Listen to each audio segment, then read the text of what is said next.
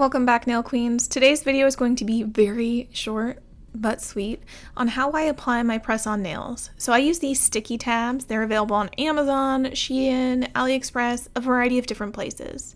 So the first thing I do is I dehydrate all my nails, cleanse them with rubbing alcohol, yada yada.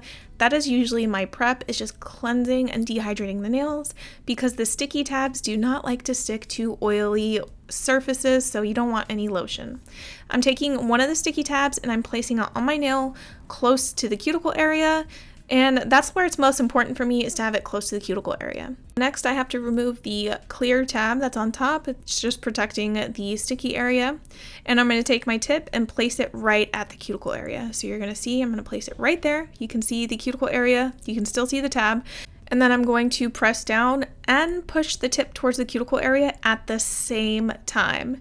That's how I'm able to get my press-ons to look very flush to my cuticle area.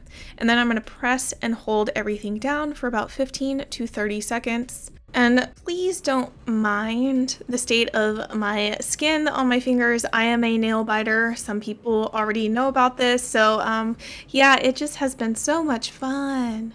So I'm going to continue to apply these sticky tabs to the rest of my nails, doing the same process.